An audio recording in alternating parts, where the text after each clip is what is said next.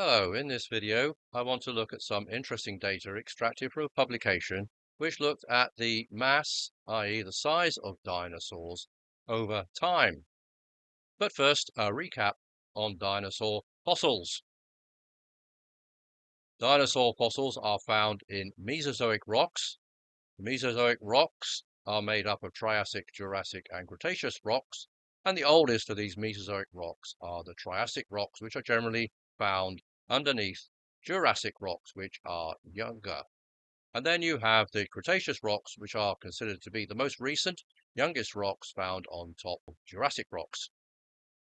Now, these rocks contain fossils of many different types of creatures, including dinosaurs, but also, rather interestingly, mammals and birds.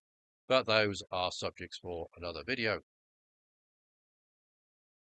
So let's have a look at the evolutionary timeline and the three main groups of dinosaur, or clades of dinosaur, which are the theropods, the sauropods, and the ornithischians. Here we have the evolutionary timescale going from 245 million years, the beginning of the Triassic, up until 66 million years, which is considered to be the end of the Cretaceous. And as I say, these are evolutionary timescales, which I do not accept, but the relative sequence I do accept. So let's have a look at the various clades of dinosaur. The most diverse clade of dinosaurs are the ornithischian dinosaurs, represented here by Triceratops. The ornithischians came in many different shapes and sizes, some with defensive horns and armor, and others with clubs or spikes on their tails. And these dinosaurs are most common in Cretaceous rocks. Then we have the theropods, represented here by Allosaurus, much less diverse than the ornithischians. They were almost exclusively bipedal and carnivorous, and again, most common in Cretaceous rocks, although you do find some in Jurassic rocks. And then we have the sauropods, represented here by Diplodocus, large tetrapods, which were vegetarian, and these are quite common in Jurassic and Cretaceous rocks. But the data I want to look at here is data on dinosaur body mass or size, published by a group led by Benson. And here we have the title of the paper, Rates of Dinosaur Body Mass Evolution Indicate 170 million years of sustained ecological innovation on the avian stem lineage. And this title, of course, is full of lots of evolutionary assumptions from the 170 million years of evolution and the idea that dinosaurs are the ancestors of birds, hence avian stem lineage. So what I've done is I've looked at this paper and I've extracted the data for the sauropods and the theropods and plotted them out on graphs. And here we have the sauropod data. Again, evolutionary timescale from about 130 million years up until 66 million years. And we have the mass of sauropods over geological time. And you can see here that the largest number of large sauropods are found in the upper Jurassic rocks. The very heaviest of these dinosaurs was a creature called Patagotitan majorum, which was mid-Cretaceous, but as I said, most of these large sauropods are found in the upper Jurassic. What about the theropod data? Here we have the theropod data again from about 230 million years up until 66 million years evolutionary timescale. And here we can see that the largest number of large theropods are actually found in late Cretaceous. The most massive of all was a creature called Tyrannosaurus rex, and it weighed in at about 7 tons, and it was found in upper Cretaceous rocks. So what can we do with all this data if we are creationists? Is there a creationary interpretation? Can the evidence be interpreted within a creationary paradigm? And I believe the answer is yes, within the context of the 40-day cataclysm which Noah lived through. This 40-day cataclysm resulted in the destruction of the land surface and the obliteration of all land-dwelling, air-breathing creatures, including birds.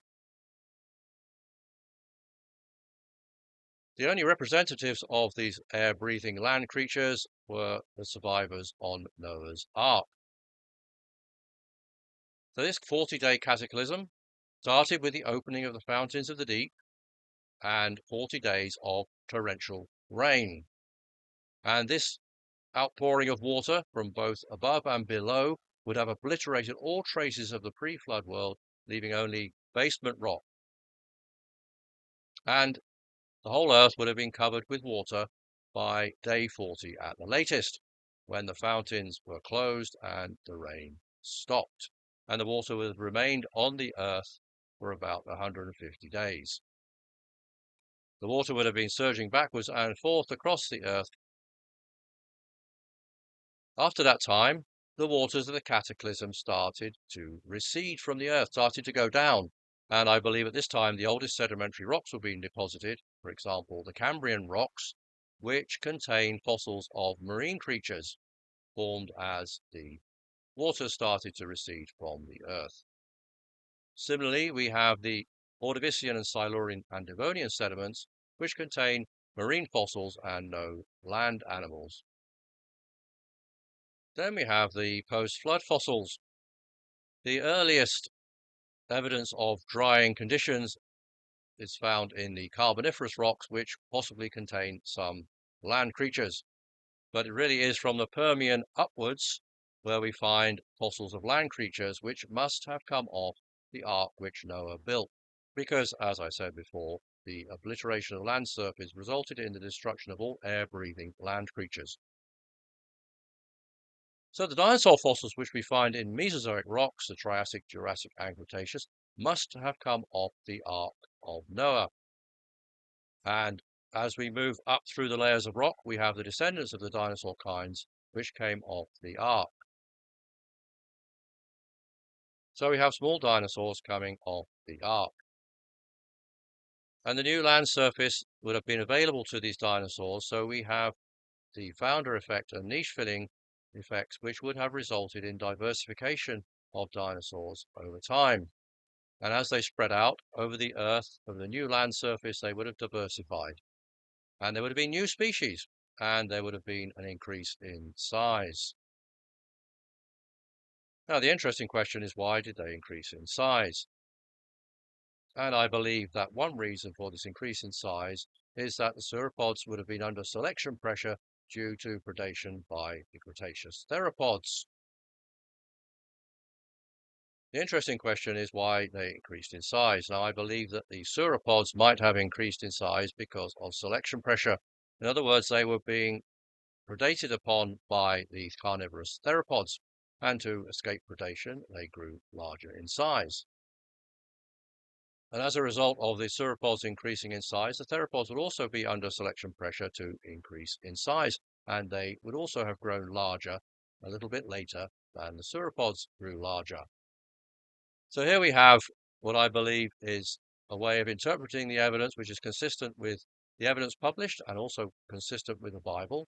And this post-flood diversification model can explain the dinosaur fossil evidence published by Benson et al. And I believe it can be used to explain other evidence published in the scientific literature, and can even be tested out on other kinds of fossils. And it'll be very interesting to look at the data and to continue exploring ways of using the post-flood diversification model to explain the fossil data. I hope you found this video interesting. Thank you for watching.